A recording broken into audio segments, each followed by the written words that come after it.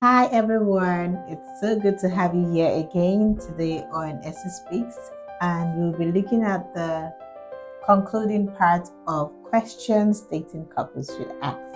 If you haven't watched the first part, we'll put a link on the description box for the first video. Please go ahead to watch that, and then you can come back to watch this video. Or if you feel like you want to start from here, it's okay to watch the video, and I know you'll be blessed today. Okay, so if you're dating, you're engaged, you're about to get married, tomorrow is your wedding, this video You're is for about to you. start dating as well. Yeah, you're about to start dating. Yeah, this Yeah. video is for you. Please watch and like, share, and subscribe to our channel, and you would definitely be blessed. Thank you. Yeah, you will be blessed. Okay, so in our previous video, we looked at 4 questions dating couples should ask each other, and today we'll look at more questions about them, and those are the most important ones. And so, in case you do not hear the question you're expecting, go ahead to ask that question if you feel is important to On you. the comment question. Also, Yeah, you can also you can actually drop the questions that you feel are also important in the comment section so that others can deliberate. We can also deliberate about it. Yeah. Okay.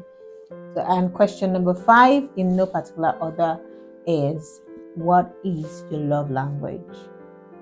How do you like to be loved?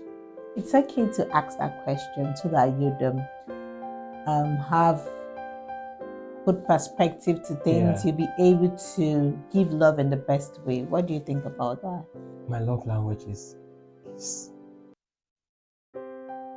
kissing.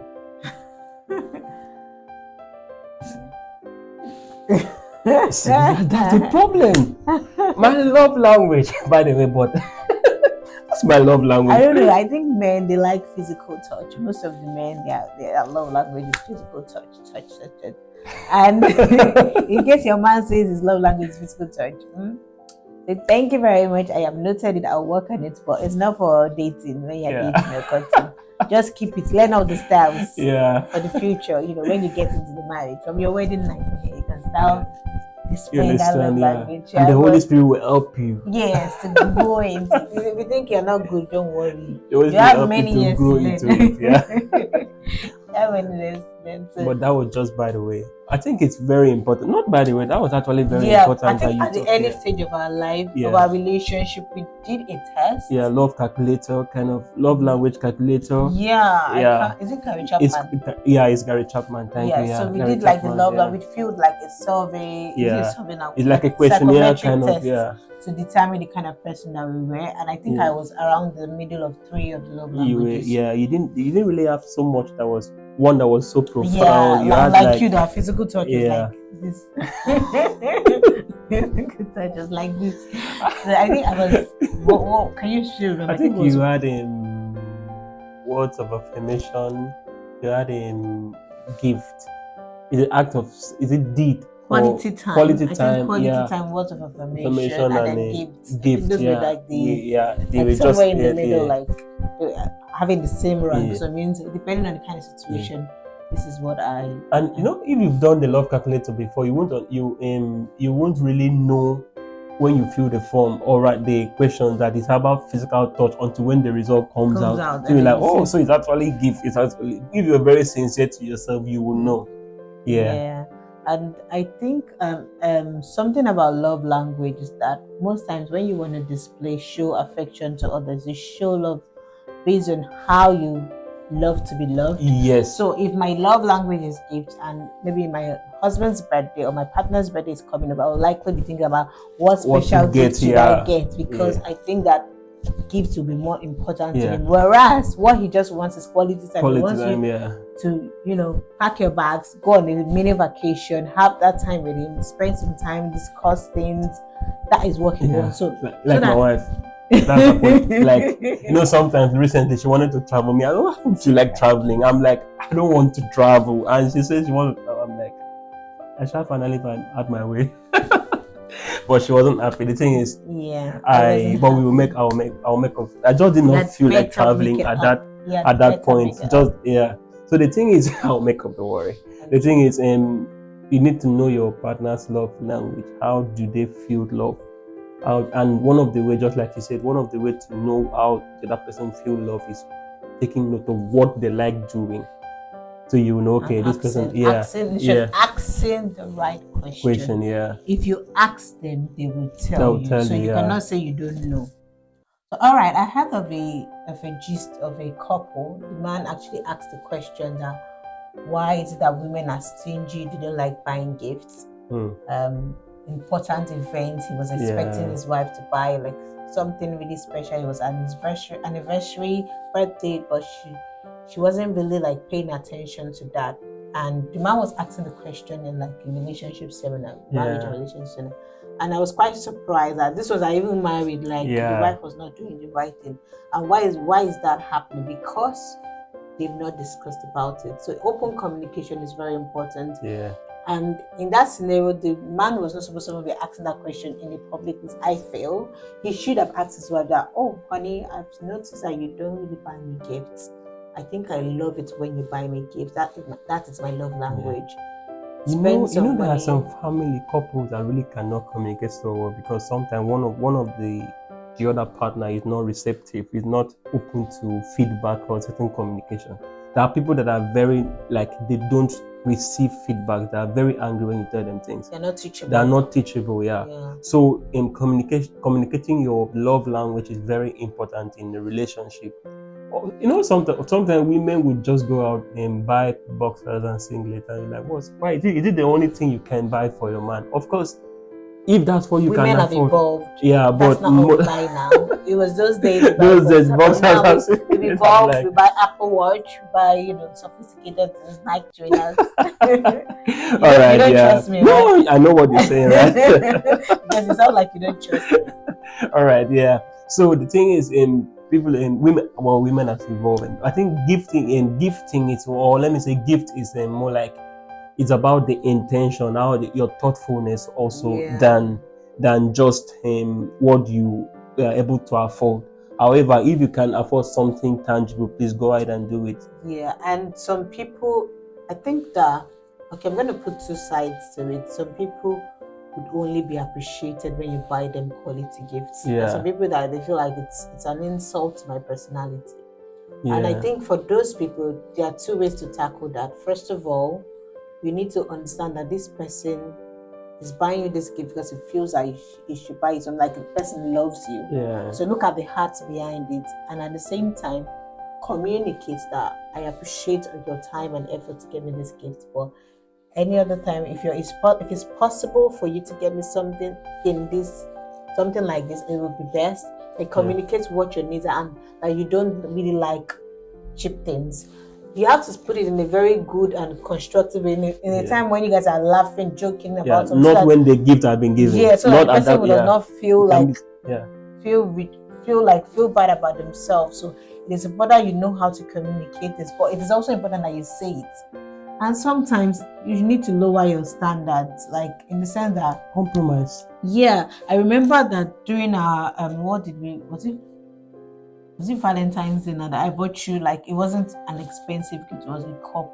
Okay, because when you looked at it, I mean, you should be the one to say I think what do you think about that? The cup was quite I love it. When I came back, it was Valentine, right? I can't remember. Or was it my birthday? It was my birthday. It wasn't your birthday, it was Valentine. Okay. Your birthday, I got you something else. Okay, you got me something else. Yeah, it was Valentine's. When I came back, and I also saw I Love You Daddy that Zen gave to me, right? Yeah. I think I really like that. Yeah. For me, it was just a cup. Yeah, I love it. Yeah. So, the best husband. Yeah, something like that. Yeah, but it was cup. Yeah, I had to even dedicate the cup to myself. No, she has been using it now. Yeah, I think it was quite. I love it when I came back because I didn't expect it. I just saw it on the bed. I was like, wow. And I came back earlier than him that day, that day. So I was like, oh wow. I love it. I even snapped it. I think I snapped it. Yeah. So that's really about our love. And so I actually felt very loved that day. I felt so loved that day. And so what I'm saying, it doesn't have to be an expensive thing. Even though your standard is if you need quality things, look at the thoughtfulness before you now write off the very act, so that you don't close the door Yes. to more gifts in the future and for improvement, because people can improve, they can get better Exactly. if you communicate your Exactly. gift. And the more you appreciate someone's gift, the more the person is open to buying you more gifts. Yeah, do more. So yeah. So I remember the first time I got you what did I buy? I guess it was a dress. Then we were still in Lagos. We were still dating. Or it was a trouser. One of those. The first time I brought it to your house. And remember it was either two pairs of trousers, a black and My memory is not very a great. stripe, kind of something like corporate trouser for your work. Yeah, I'm trying to remember. I think I remember the stripe too. Maybe I liked that one. Yes. Then I also got you a green dress also. Yeah. And the way you appreciated that dress made me to buy one other flowery red gown for you. I still remember. Yeah, that's true. So I was like, so for me, anytime I pass through a particular, and there's one particular boutique I used to close to my office. Then once I pass through the place and I say, now the only thought I have is out my wife on that dress. The idea was that because she appreciated the first one I got for her. Me personally, I'm not I don't really like if you give me something fine, because it's not my love language. I'm not always expecting. Yeah. But even while we were dating, you got me a brown sandals or palm slipper, something like that was on my birthday. That was the first thing I got from you. Yeah. And it was so like for me that was like wow, the thoughtfulness. Yeah. Because we were not really like dating, like we just started. We're not dating. We're not dating at all. We're not even dating. I just got you the kids because somebody pushed me to buy you a gift. I said she must buy you a gift. That was the seed she sowed. See what they seed germinated. Ladies, this is your cue to buy you gifts. But don't be desperate. Anyway. Yeah, you don't have to. You don't have to. Yeah. So I think we've talked too much on gifts. I want to talk about words of affirmation, and that I'm standing at the woman's perspective now, like from a woman's world. The fact that women love to be loved. You cannot say that I don't know how to talk, or I cannot persuade you. Yeah. Or let's say you do it while you're dating, and then you get married, you stop complimenting your woman. Oh, you look beautiful to the baby because she has given birth. Why are you calling my name? She has given birth to 1, 2, 3 children. Why are you calling my name? Oh, you're guilty conscious. You have been freaked. I'm saying that I know men are hunters. Once they do everything to get you, and once they get you, it's like as if everything just slows down. But I'm saying that women love words of affirmation. Yeah, they do. You can just say, I love the way you clean the house. I love the fact that there are always meals available to eat. And I think you do that. Yeah. You do that sometimes, or most times you do that. You remind me. So I'm saying that it's that constant words of affirmation would boost the woman's ego, like make her feel appreciated, loved, and want to do more. So men, don't give up. Don't stop appreciating your woman. Yeah. And if you notice that you're not doing it well, if it means going out online to browse, ask ChatGPT, what love notes can I write to my Oh my God. Oh, I just remember now how you used to send me a lot of love text messages. Hey, now Jesus. you have stopped. You have stopped. Go back to the drawing board. So women love words of affirmation because it makes them feel like, oh, I'm the one in your world. I'm the only one in your world. You talked about me today. So if your woman says, I love words of affirmation, please. Yes, I just remember something. That will push your love. I just remember something. So love of how do I call it? Love language evolve. Sometimes you discover that what you actually thought was your partner's love language, it's not really what it is. As she, especially in terms of, let me speak from a man perspective now, having to give love, offer love to my wife. So sometimes I discover that she loves words of affirmation, but based on what I've seen in marriage, my wife loves more of act of service than words of affirmation. Because things have changed. I have a child now. My wife would want you to literally do. See, when I'm at home, my wife is lazy. Just know that one. She's so lazy when I'm at home. It's only when I'm outside that she's like, we come back, she's done everything. I like, you try. Anytime I'm home, forget you've met a lazy woman. You must do everything. She wants you to stay with her in the kitchen. What do you mean by lazy? Well, I say when I'm at home, I need support from you. Support. Okay. It's not being lazy. That's well, you need support. I'm seeing like this woman doesn't want to do anything because I'm at home. And the thing is, like recently, I think it's last week, I had like 4 days at home, and I'm looking for how to make money. My wife is like, oh, thank God I have my husband at home. I'm like, what's wrong with this woman? My mind, I'm really thinking of money. Money. Yeah, you're like, you have me at home for 4 days. Is it home we are going to chop? And in my mind, I just kept. I was like, this woman, I'm at home for 4 days. You're telling me. But the idea is quality time. So, I mean, love language would evolve as Yeah. when you're single, when you're still dating, will be different from when you get married. Yeah. When you have children, when you have one child, when you have children, everything will change. Well, just be willing to grow with your partner and communicate your feelings with your partner. Yeah. And that would help them. All right, so another question you need to ask is, who is your accountability partner? You need to ask your spouse, your partner, who is your accountability? Who do you listen to? If you're very angry, if you're hot-headed, who can I call on and will make you calm down? Yeah, who are you answerable to?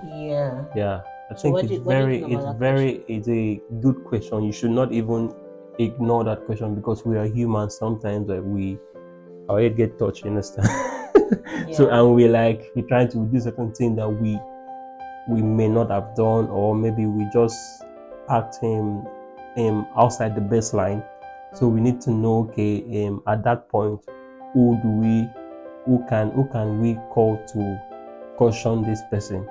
That is always at the point that you've tried your best and you discover that it's not bringing in any result. Yeah, it's not like involving third parties. Exactly. It's about knowing who you can call on. That one person, the chips are down. Go ahead. I think I remember my previous relationship. I asked that question, and the person told me that I don't have any accountability partner. Really? I guess that should have been a red flag, right? Or I was blinded by. They say love is blind, but I chose to close my eyes. And so I didn't pay attention to it, because even when the chips were down, there was nobody I could have possibly called. And I remember I asked that question. At the very end, said, who is your accountability partner? Did you ask how we spoke about it? Was it a deliberate question? I think something happened and we. I think I was very intentional about that question, because I remember somebody telling me that did you ask this person about this question? Not you, but he said we didn't have anybody, but I knew that was a good person. You should have known that is a red flag. And it's a red flag, ladies, guys. If there's no one that your wife or your spouse can listen to, it means that the person is not questionable, and you shouldn't get into that. Who did I tell you was my accountability partner? You told me your sister and your mentor. Yeah. You see, I can still remember. Yeah. So that's it. Yeah. So the thing is, you need to ask that question, because sometimes you need someone to just talk to. And also, what we as a intending dating couple, you need to agree to submit to under one person. At least you may not be so much officially but you have one person that you guys know that you listen to. Yeah, that you can always talk to. I know my wives that if I want to talk, if of course we've not had any reason that we need to talk to her, I can always call her pastor's wife and I'll talk to her. I know that she will listen to her very well. So sometimes you need to know, and if she wants to tell us something, she can always talk to both of us and we listen to her as well. So that's how it is. So you should have someone that you can always run to. You should have that one person that you know that you can always talk to. It may not be one, but at least there should be one person that you know as a family you guys are answerable to that person. So in as much as knowing who your partner listens to, and also knowing the other person, also knowing who the other partner listening to, you should also have someone, maybe when you now get married collectively, who do we listen to? Who do we submit under? Yeah. Because no one is an island of knowledge. Yes. So you can learn from anyone. So it's good to always listen to those who have gone ahead of you, so that you can learn from them. So asking this question is very, very important. It's just at the early stages, before you get so deep, so that you can know, you can set the right expectations.